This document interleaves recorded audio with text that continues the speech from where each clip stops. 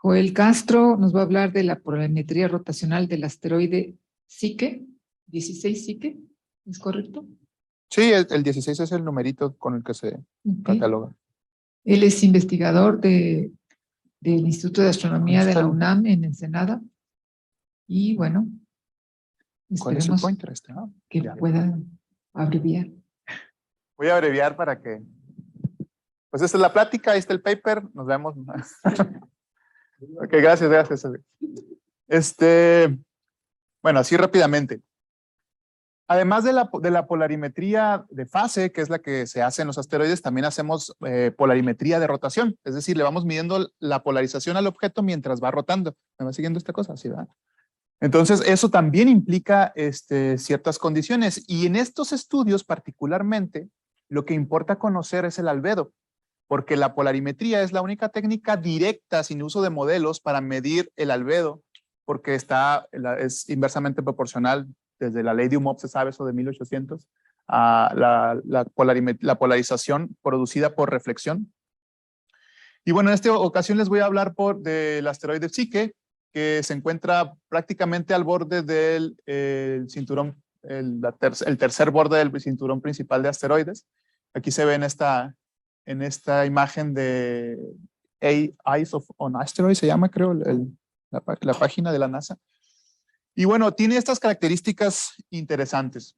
Primero que nada, pues tiene 226 kilómetros de diámetro, un periodo de rotación de 4.19 horas, o sea, es cortito. Uno puede ver en una noche hasta 2 veces, en una noche de invierno hasta 2, a veces hasta 3, depende qué tan desvelado ande uno. 3 periodos. Aquí Julio les puede decir, porque él fue el que hizo esas observaciones que publicamos. ¿Sí? ¿Cuántos te aventaste? 2, ¿verdad? Más o menos.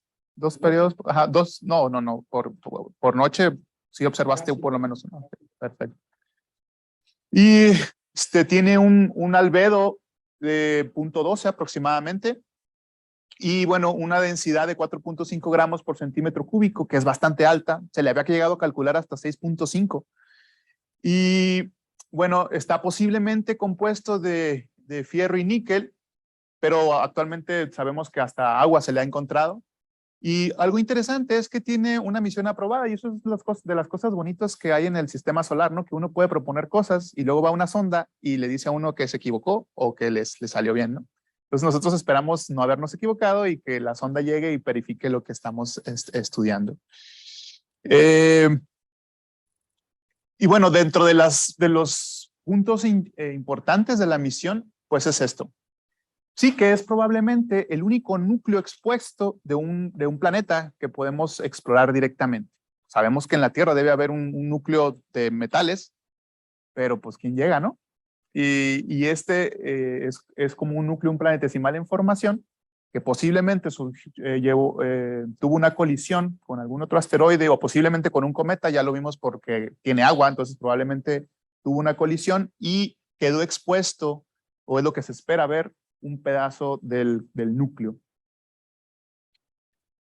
Y bueno, dentro de la curva de fase que ya se tiene de Psyche, se pueden ver estas variaciones que se pueden deber en particular a diferencias de albedo en el momento de estar rotando. Estos, digamos, fueron observaciones en la misma fase, pero el objeto igual sigue rotando y puede tener esos cambios. Entonces hay que explorar qué está ocurriendo en esas zonas, ¿no? Y bueno, a nivel polarimetría teníamos, bueno, nosotros publicamos, y hay una disculpa para Joe, que ya me corrigió, Joe Maciero, que está ahí en línea. Habíamos publicado que solamente existía una curva de luz en 1992, pero ya después de publicado el artículo, Joe me escribió y me dijo que no, que él también tenía una curva y ya la revisamos también, ¿no? Estamos tratando de hacer más observaciones. Y estos son el instrumento que se utilizó, que es Polima 2. Y bueno, redujimos los datos con el método ya conocido que Ricardo publicó en 2017. Esta es la curva de Broglia-Manara en 1992, que tiene como una variación senoidal que no nos dice mucho realmente de cuál es la situación del albedo. Y un problema es que aquí no se ve, pero deben de ser como 130 grados de ángulo de aspecto. Fíjense a dónde está apuntando el polo norte y la cara que nos está dando el objeto al momento de la observación. Entonces, básicamente se está viendo el polo sur. Y cuando uno ve el polo sur rotando, pues ve lo mismo nada más dando vueltas. Entonces no hay una variación realmente que nos permita encontrar cambios de albedo, ¿no? Esta es la curva de Joe en 2007. Y fíjense que este tiene un ángulo de aspecto de 56 y básicamente nos está mostrando sobre todo una mayor parte del polo norte del objeto. Nosotros observamos o tuvimos la suerte de observar cuando Julio fue en este ángulo de aspecto de 92 grados, o sea, nos estaba mostrando el ecuador y mientras iba rotando podíamos ver la mayor cantidad de variaciones posibles. Y bueno, y esta es la curva de polarización que logramos obtener y donde se puede observar que hay un claro máximo. Esto que se ve aquí es la fase rotacional, son básicamente en tiempo las 4.19 horas. Pero se plotea de esta manera para entender que es un periodo rotacional. Entonces, fueron estas noches de observación y esta es la curva que nos dio, ¿no? Y al final de cuentas tenemos un máximo aquí y como el resto, una parte plana en el resto del periodo, que es lo que alcanzamos nosotros a apreciar. Y bueno, tomando eso en cuenta, si encontramos que el ángulo de inversión, que es donde la polarización vale 0, son 23 grados y la polarización máxima que medimos nosotros está del orden de menos 0.5% y la mínima de menos 0.6%. Con eso y la fórmula empírica para encontrar el albedo a partir de las pendientes, vaya, aquí tengo que hacer una pausa, a lo mejor no están muy familiarizados con esto, pero la ley de Umov dice que para ángulos altos, o sea, digamos arriba de 50 grados por ahí, o hasta 90, la polarización es inversamente proporcional al albedo. Es decir, si yo detecto mucha polarización en un objeto, significa que el objeto es bastante oscuro y viceversa. Entonces, como no podemos llegar en los asteroides por cuestión de geometría y de que nunca la Tierra y la separación de los asteroides y el Sol nunca da para llegar a ángulos de fase superiores, pues se desarrolló empíricamente una especie de estadística que permitió encontrar una relación entre la pendiente tomada en el punto del ángulo de inversión y esta curva de polarización fase. Y bueno, se determinaron estos coeficientes para esta función de la pendiente y en base a eso y metiendo los valores de polarización máxima y polarización mínima que encontramos, tenemos estas pendientes y estos albedos tomando en cuenta el máximo y el mínimo. Entonces tenemos una diferencia de albedo medida de 0.03%. Perdón, del 3%. Y bueno, esta es la curva rotacional fotométrica. Y nosotros más o menos en la curva de polarimétrica que les presenté, que tiene el mismo tiempo rotacional, por decirlo de alguna manera, el mismo valor rotacional, pues más o menos en este punto estaba el máximo. Por lo cual podemos decir que en la curva fotométrica, este pico de acá se debe sobre todo a la forma del objeto. Y este pico de acá tiene digamos, influencia de la forma, pero también del albedo del objeto. ¿Sí? Porque hay un brillo que nosotros estamos detectando, un cambio de albedo que estamos detectando en esta zona de aquí. Este es un trabajo de Ferraiz et al. En 2020, donde nos muestra un mapa del albedo de Psique. Y bueno, vemos este spot brillante muy cerca del ecuador.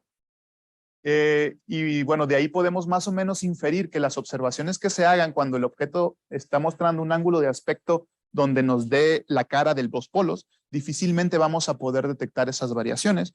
Nosotros tuvimos la suerte de que nos dieron las noches de observación cuando las pedimos y entonces logramos ver eso que ya sospechábamos con anterioridad. Después hicimos otra observación en Cananea, eso lo anterior fue en San Pedro Mártir, y en Cananea pues tuvimos este ángulo de aspecto, ¿no? Que fue 60 grados más o menos, igual nos está mostrando parte del ecuador, pero también mayormente estamos viendo el polo. Entonces, las curvas no son concluyentes, las curvas polarimétricas, al menos no se ve el máximo del chipote ese que esperamos que es un poco más claro. Y bueno, estas son las conclusiones, creo que sí. Terminé a tiempo, ¿no? Sí. Me queda mucho tiempo, me fui muy rápido. Bueno, no, está bien así para irnos rápido. Entonces, se detectó una variación en polarización que tiene que ver con una variación en el albedo del asteroide, que a su vez nos da información de ese posible núcleo expuesto. Dicen algunos que sí que puede tener hasta oro, ¿no? Está lejos de todas maneras para ir a sacarle oro, pero la minería de asteroides es algo que ya está en nuestros días, ya viéndose muy en serio. De hecho, ya hay campañas de bots para empezar a hacer pues alguna que otra extracción. Y después se van a empezar a repartir el pastel entre las naciones que están llevando a cabo esto y las compañías. Perdón, aquí me faltó agregar la curva de Joe Maciero del 2007, pero las amplitudes más o menos coinciden, o sea, no estamos midiendo nada errado, simplemente estamos detectando algo que no se vio en estas curvas anteriores por el ángulo de aspecto. El máximo observado sugiere la presencia de una región de albedo diferente, lo cual está de acuerdo con el mapa de Ferrari, que es el que les mostré en rojo. Y bueno, vamos a seguir haciendo observaciones de este objeto porque queremos corroborar lo que vimos y queremos ver si podemos obtenerlo con mayor fineza, ¿no? Entonces, eso y muchas cosas es lo que espera mostrar. Queremos que la misión que va a ir a hacer el flyby nos muestre ya con datos observacionales reales, ¿no? Bueno, eso es todo. Espero que haya sido breve y sustancioso. Gracias a Julio que observó. Para ti. Gracias. ¿Preguntas? Sí. Hola, Joel. Me llama la atención los modelitos que muestras, ¿no? De 3D, ¿no? Ajá. ¿Esos qué tan fiables son? Basados en la información, obviamente, de fase y de intensidad. Pero ¿cuál es el algoritmo y qué tan fiables son de que sí sea la estructura tridimensional la que uno refleja? Bueno, hay varias, de este objeto en particular, se han hecho no nada más observaciones de este tipo, sino fotométricas desde hace mucho tiempo. Hay un modelo de laboratorio que, bueno, más bien fue un trabajo de laboratorio del cual se obtuvo un modelo para obtener la forma tridimensional de los objetos y necesita curvas de fotometría a diferentes ángulos de fase y diferentes ángulos de aspecto. Tú vas viendo las variaciones y una vez conocido bien el periodo del objeto, ya sabes que debe tener una forma, que puede también tener influencia del albedo, pero normalmente es mucho menor que el de la forma, la curva fotométrica. Y una vez que tienes muchas, las ensamblas y puedes construir un 3D bastante fiable. Otra manera todavía más fácil, bueno, más fácil en cuanto a interpretación, pero más difícil de conseguir, es las ocultaciones. Ya hay un montón de ocultaciones de psique en diferentes posiciones, en diferentes tiempos, y todo eso mezclado se mete a una base de datos. Esta lo saqué de una página que se llama ISAM. Esta que está aquí. Es modelado de formas de asteroides. Y ya tú le pones la fecha y inmediatamente te dice en cuál el ángulo de aspecto estaba y te da su curva, que ya está probada que así es. Entonces nosotros usamos esa curva que es del modelo, pero sabemos que es confiable, porque de otra manera hubiéramos tenido que tomar la curva fotométrica y la curva polarimétrica al mismo tiempo. Y solamente teníamos un telescopio y un observador, que es Julio. Entonces no lo podíamos mandar a dos telescopios a hacer lo mismo, ¿no? No quiso, al final. Alternativamente podría ser radar, ¿no? Yo creo que pocos Sí, asteroides. también, pero ese está lejecitos, ¿eh? Está bastante lejos, o sea, está 3.3 unidades Ahí la astronómicas. restricción es la distancia. Sí, también, pero obviamente los radares son mucho más efectivos a cuerpos cercanos como los NEOs, ¿no? Esos ahí sí, y como se acercan y se van rápido, con una observación puedes obtener el modelo, bueno, la forma directamente observada. De estos no, tú ves puntitos, tienes que estarle haciendo curvas. Gracias. Pues muchas gracias. ¿Alguien más? Bueno, pues muchas gracias.